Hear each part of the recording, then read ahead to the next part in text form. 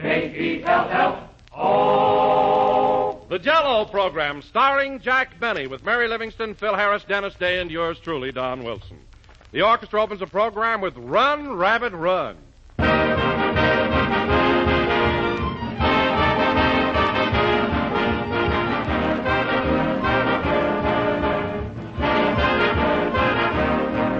And now, folks, here's our little geometry problem for the day. What is the best way to round out a square meal? Well, the answer is easy. Simply serve a delicious, top-notch Jell-O dessert, and that solves the whole thing in a jiffy. For example, you might try a tempting mold of bright red cherry Jell-O with some juicy sliced peaches or other fruit suspended in its clear, glowing depths. Now, there's a feast for the eyes and a real swell treat for the taste, a masterpiece of radiant color and downright perfection when it comes to rich, tangy flavor. Yes, sir, Jell-O's delightful goodness has all the appetizing appeal of the ripe fruit itself, just the way you like it. So try some tomorrow. You're all set for a generous helping of rare enjoyment when you ask your grocer for Jell-O, America's favorite gelatin dessert, now better than ever.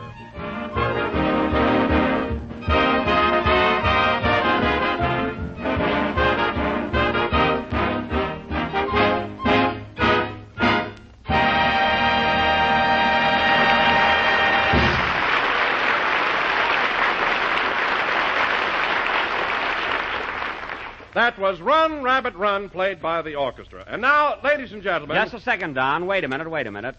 Tonight, I'm going to introduce you. What's the idea, Jack? You'll find out. And now, ladies and gentlemen, as is my annual custom, I bring you a man who today is celebrating his 17th anniversary in radio. A man whose genial personality and more than generous physique are known to all of you. A man I am proud to call my friends.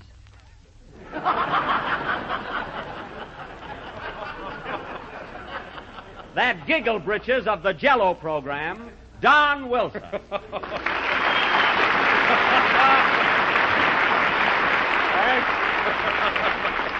Well, did you hear that, Don? Yes, and thank you, Jack. It was darn sweet of you to salute me with that lovely tribute, but I really don't deserve it. Oh, yes, you do, Don. Yes, you do. 17 years of broadcasting, and look at you.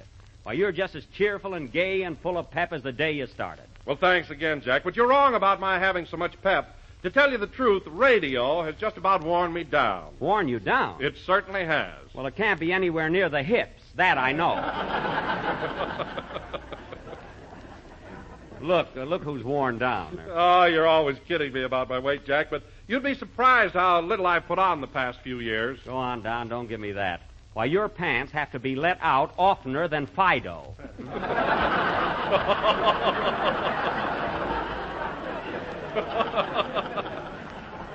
But getting back to sentiment, Don, do you realize that out of the 17 years you've been broadcasting, 6 of them have been with me? That's right. 6 years working for Jack Benny. 4 years more and you get a trip to Catalina.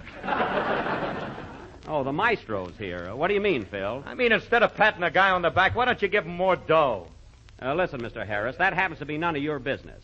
If Don feels that he's entitled to a raise, let him ask me.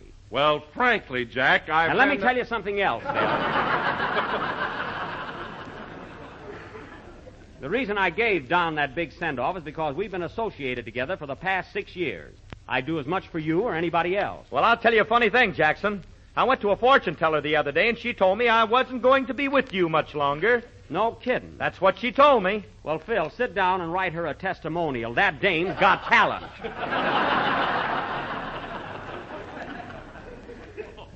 You know, Phil, there are times when... Oh, hello, Mary. Hello, Jack. Congratulations, Don. Well, thank you, Mary. It's sweet of you to remember. And, Don, here's a little present I bought for you. I hope you like it. It's a musical cigarette case. A musical cigarette case? Open it, Don. Okay.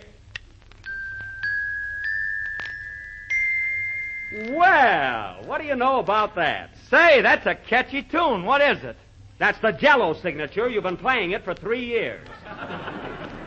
What is it? Oh, boy, that's a swell present, Mary. Thanks a lot. You're welcome, Don. And that isn't all. I also wrote a poem about your anniversary. Mary, you can mail that to him. No, I want to hear it. Go ahead, Mary. All right. What's the title of your poem? To Don Wilson, my friend, your friend, and everybody's friend. And a friend in need is a friend indeed by Mary Livingston, that friendly kid. Well, you've got enough friends there for 8 fireside chats. Go ahead, Mary. Oh, Don Wilson, you've been with us 6 long years. So tonight we all salute you, and we give you 3 big cheers. Well, You were born some time ago in a town in Idaho. Mary, Don was born in Denver. Oh, pardon me, I'll change it. You were born some time ago in Denver, Colorado. Colorado. And little did you realize that you'd be famous. Ain't it nice? Yes, it's very nice. Go ahead. Oh, what a day when Don was born. Excitement reigned from night till morn. The doctor said, gazooks and zounds. A baby boy weighs 32 pounds. Yikes! 32 pounds. But we don't care, Don, if you're like that. A rag, a bone, and a hank of fat. Mary. We love you, Don, because you're our friend. And a friend in need always gets it in the end. The end.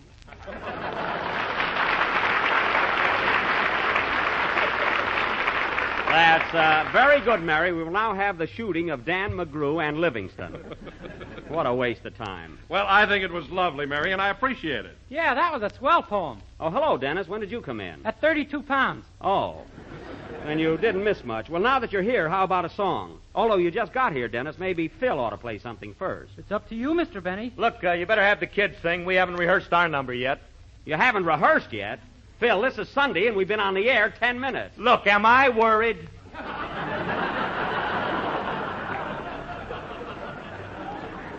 No, Phil. Why should you worry? Radio is only a sideline with you. You've got a regular job at the Wilshire Bowl. Don't forget my cinema career. Oh, quiet. Sing, Dennis. Cinema career. He photographs like a bran muffin.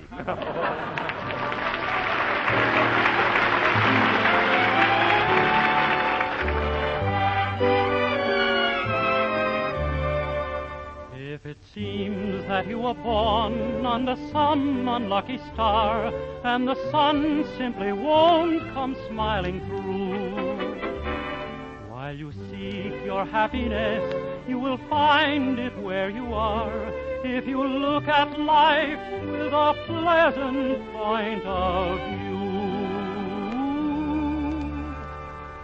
Someday you'll find your bluebird. Wait your turn, bide your time, for when you find your bluebird, life will be so sublime. It may be right near you, or maybe worlds apart. When love comes, you'll find it on the windowsill of your heart, and then you'll hear your bluebird sing a song of happiness to you. It may be right near you, or maybe worlds apart. When love comes, you'll find it on the windowsill of your heart, and then you'll hear your bluebird sing a song of happiness to you, and then all your dreams will come true.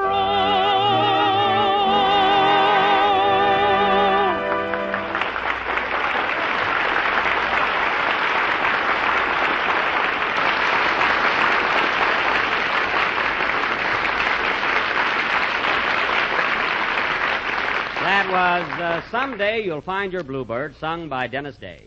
And now, ladies and gentlemen, as our feature attraction tonight is rather long, without further ado, the Benny, If You Like Us, Tell Your Friends. If not, make off like you didn't hear us, players.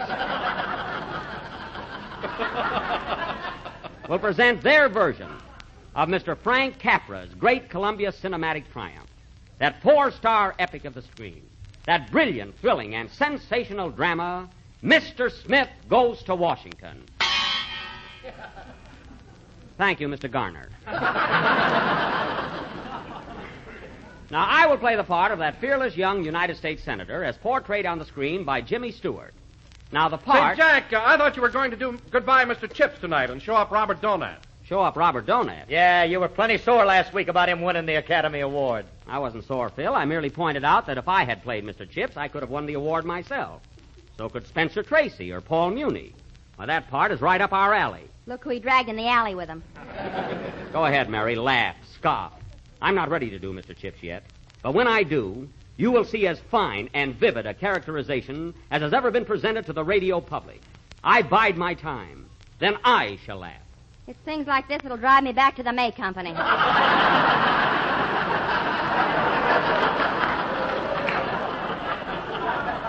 You're a cinch for it if you don't watch your step. Now, Don. Yes, Jack? This being your anniversary, in our sketch tonight, you're going to play the part of Senator Wilson of Colorado, your home state. Isn't that nice? Yes, but Jack, as long as you're honoring me on this occasion, why don't you let me play the lead, Jimmy Stewart's part? Now, Mary, you're going to be my secretary. You know, the part that Jean Arthur played. Oh, yeah. Gee, Jack, wasn't she great? She certainly was. You know, fellas, I was supposed to make a picture with Jean Arthur once, and an aeroplane story called Only Angels Have Wings. But I didn't like the script, so I turned it down. What was wrong with the script? In the very first scene, a parachute didn't open, and guess who was hanging on to it? That wasn't it at all. And, Phil, getting back to the casting, you're going to play the part of Senator Harris of East Dakota. Wait a minute. There's no such state as East Dakota. All right, you can be the senator from West Dakota. That's more like it.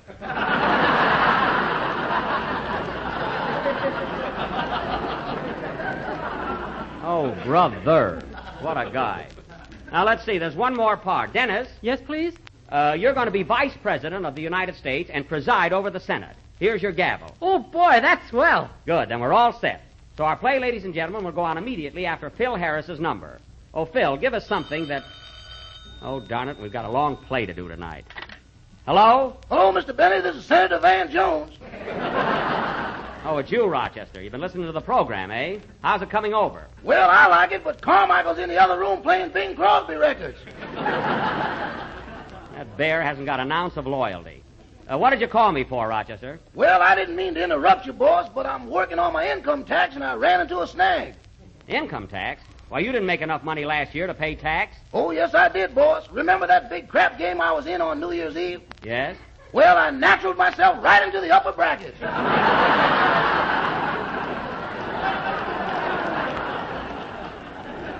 Oh. Well, in that case, you'll have to file a report. Now, look, Rochester, you can deduct for the people you support. Have you any dependents? Only my cousin Henry. I've been supporting him all year. You have, huh? Well, can't your cousin go out and get a job? No, he's just a born dependent. Oh, lazy, eh? Lazy? Boss, if that man was a chicken, eggs and radium would be the same price. Well, then I'm afraid you can't make a deduction for him. Cousin Henry said I could. Your cousin Henry is wrong. He put one over on you. I see. Well, can I deduct for the gasoline? What gasoline? The gasoline for the ambulance, which will be necessary right after I discuss the situation with him. Wait a minute, Rochester. Don't get violent. He's a relative of yours. Don't you know that blood is thicker than water? I'm going to find that out, too.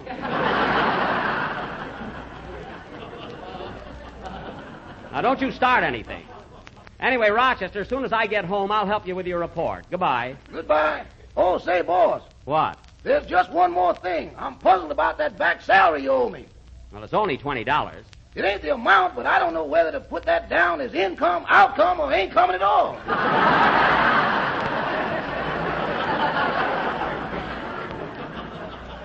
You'll get it, so don't worry. Goodbye. He should complain about his cousin Henry. My cousin Boo Boo hasn't worked since he drove a horse car in Waukegan. Play, Phil.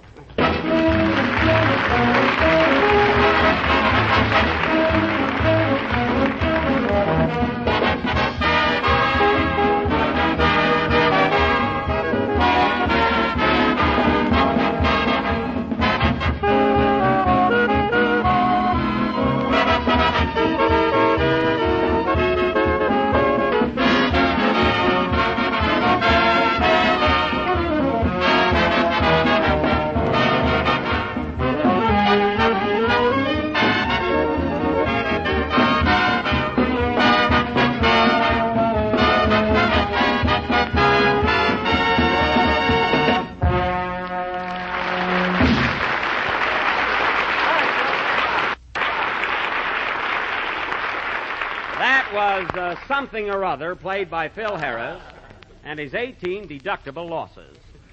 And now, ladies and gentlemen, for our version of Mr. Smith Goes to Washington, which we will call Mr. Benny Goes to Washington. Aha, Benny. Pay up, Phil. I should have known it. Here's your 5, Mary. There'll be no gambling on this program. And now for our play. Take it, Mr. Narrator. Very well. The opening scene, ladies and gentlemen, is the railroad station in Waukegan, Illinois. Jefferson Benny, a local boy, has just been elected to the United States Senate, and the whole town has gathered at the depot to see him off. Listen to George Pritchard and his Waukegan Firehouse Band. Curtain, music.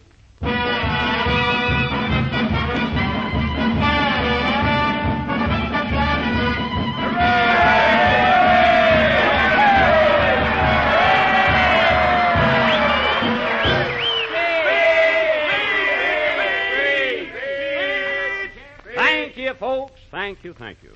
I appreciate you all coming down to the station. And the first thing I intend to do when I get to Washington is see that Waukegan gets fresh ink and new blotters in the post office.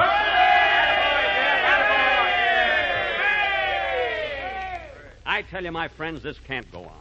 Why, the ink they've got in the post office right now ain't fit to take home. Ain't fit to drink either.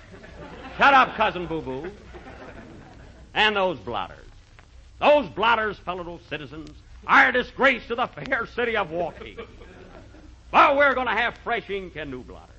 I was elected on this issue, and I'm going to see it through. Go on, that ain't nothing but promises. Oh, no, it isn't, brother. Remember my campaign slogan. I'm the gink that'll get blotters and ink, because I personally think that the old ones, well, you remember. That's all, folks. I thank you. Well, that's my train, I guess. All aboard. Train leaving on track 1 for Baltimore and Washington. Richmond, Charleston, all points south. All aboard and shut my mouth. Aboard. Yep, that's it. Goodbye, folks. Goodbye, everybody. Goodbye, Jefferson. Goodbye.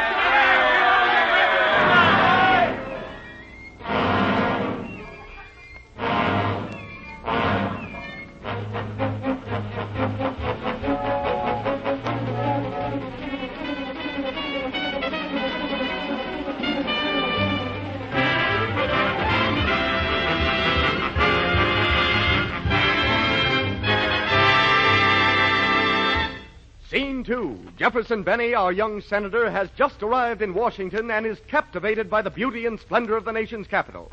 As we pick him up now, he's on a sightseeing bus, accompanied by his secretary, Miss Jean Livingston. Oh, boy.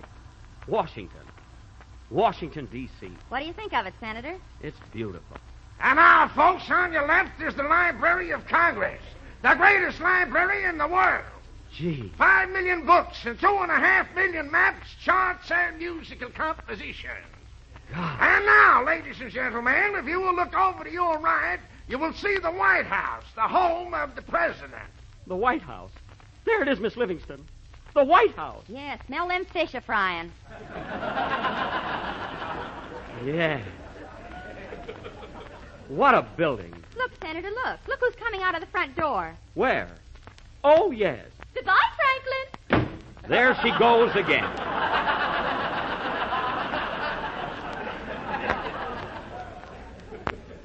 Say, Miss Livingston, isn't that the Washington Monument over there to your left? It ain't a crack in your glasses. Gee, you can't mistake it. And now, folks, we're coming to the banks of the Potomac River.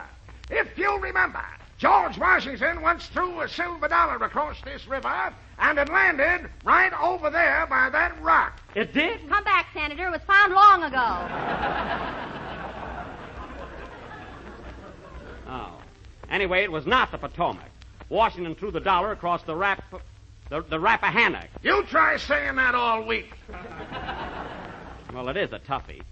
By the way, mister, is that the Capitol Dome way over there in the distance? I don't know. Hey, Eddie, is that the Capitol Dome? I don't know. Hey, Bill, is that the Capitol Dome? I don't know. Hey, Sam! Oh, let it go. I'll find out later.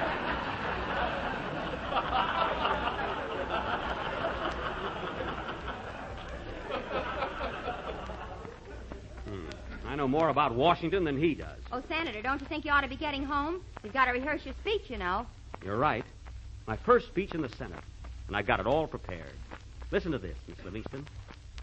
Mr. President and gentlemen, I rise to offer a very important motion. A motion that means more to me than anything in this world. I say, gentlemen, and I say it. Scene 3, the following day, and the Senate is in session. The gallery is crowded with spectators as Senator Wilson of Colorado is concluding his address on one of the vital subjects of the day. So, in conclusion, gentlemen, let me remind you that Jell-O, and Jell-O alone, is America's favorite gelatin dessert. Let me ask you something, Senators. Does Jell-O come in 4 flavors? No! Does it come in 5 flavors? No! No, gentlemen, no. Jell-O comes in 6 flavors. 6 delicious, tempting, luscious varieties. So don't forget to insist on genuine Jell-O. And look, gentlemen, look for those big red letters on the box. I thank you.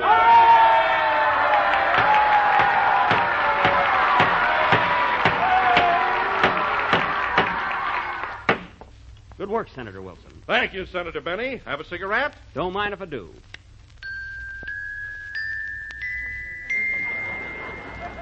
Well, that's quite novel. Now, Mr. President. Mr. President, may I have the floor? The chair recognizes the senator from West Dakota. But, Mr. President, I had my hand up first. Sit down, Benny. Oh, boy, this is fun. Hey, Miss Livingston, when do I go on? You follow the Swiss bell ringers. Oh. Look at Harris wearing a frock coat and a polo shirt. Some senator. Mr. President and gentlemen, once again I rise in support of the Harris Bill. A bill which will provide for the construction of a canal through Panama joining the Atlantic and Pacific Ocean. A canal? Why, they've had one there for 40 years. He's got an old map. Oh.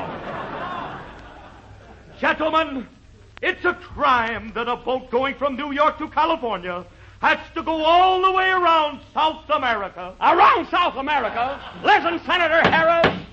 Mr. President, will you stop with that gavel? I'm cracking nuts. Oh.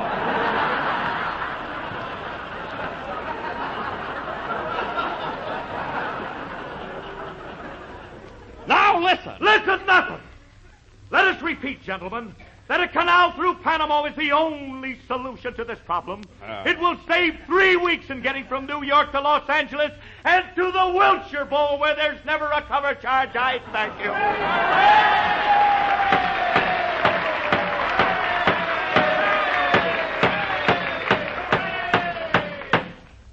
Well, Miss Livingston, I guess I'm next. Good luck, Senator. Now remember, they're going to try and beat you down, but don't let them do it. Under no circumstances yield the floor. Don't worry, I'll hold it. Gee, I'm nervous. Mr. President, may I have the floor? The chair recognizes the senator from Illinois.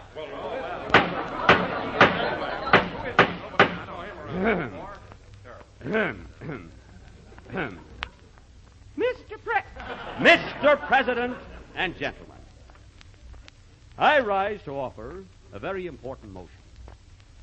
A motion that means more to me than anything in this world. I say, gentlemen, the Waukegan Post Office must and shall have fresh ink and new blotters.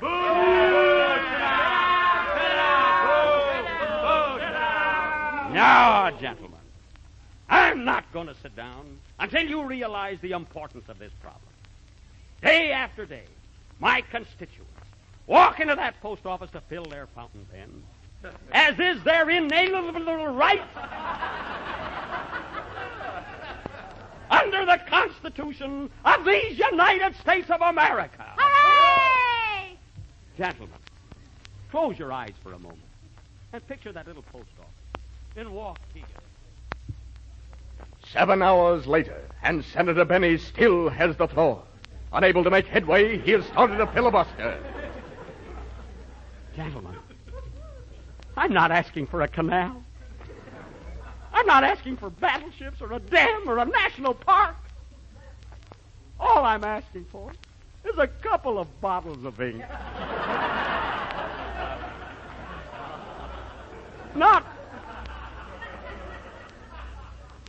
Not big bottles, gentlemen.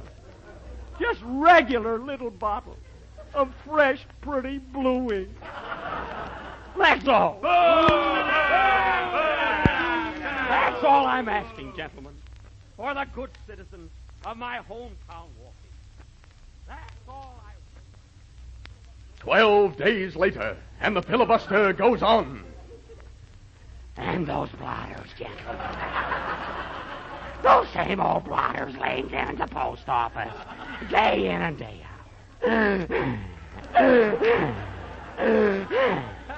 Stained with the ink from 1,000 pens. I ask you, gentlemen, do I get that ink? Do I get those blotters? I'm all in. Here's a glass of water, Senator. Thanks, Miss Livingston. But I don't think I can go on.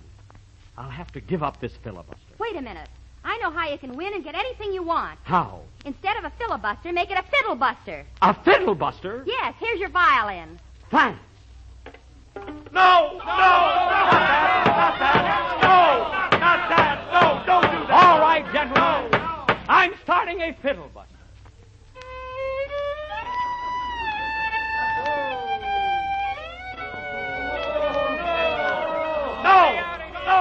Not that! No, you stop it! No! No, don't heckle, gentlemen. I'm going to fiddle till you bust.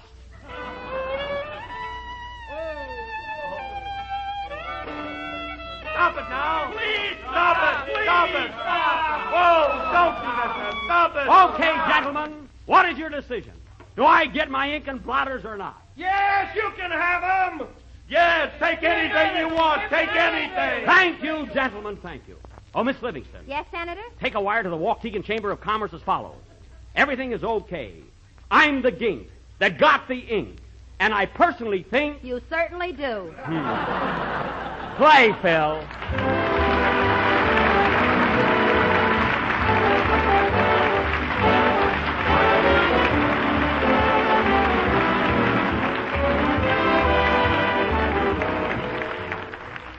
Well, folks, next Sunday is St. Patrick's Day. And sure, you'll all be waiting to celebrate his day in a grand way. But whether it's a party you have in mind or just a regular family dinner, make it a special event by serving for dessert a St. Patrick's Day whip, a tempting sea-green dessert of tangy lime jello, cleverly decorated with delicious fruit. First, dissolve 1 package of lime jello in 1 pint of hot water. Pour 1/2 into a mold and chill. Next, chill the remaining jello until cold and syrupy, and then place it in a bowl of cracked ice and beat with a rotary egg beater until thick and fluffy. Pour it over the firm jello in the mold and chill. Then unmold and garnish with fruit for a perfectly swell treat. Next Sunday, join Jello in saluting the Emerald Isle with this brand new St. Patrick's Day whip, a wonderful 2-tone combination of brilliant lime jello and juicy ripe fruit. Aaron Gabra.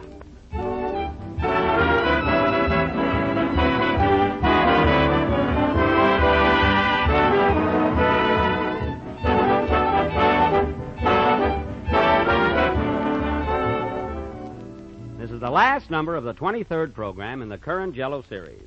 And we will be with you again next Sunday night at the same time. Well, Mary, I certainly showed Jimmy Stewart up tonight, didn't I? Do you think he listened into the program? For a while, maybe. Good night, folks.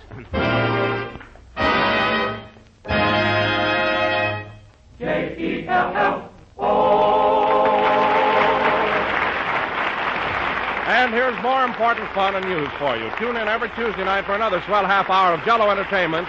The famous Aldrich family. See your local paper or movie or radio guide for time and station. This is the National Broadcasting Company.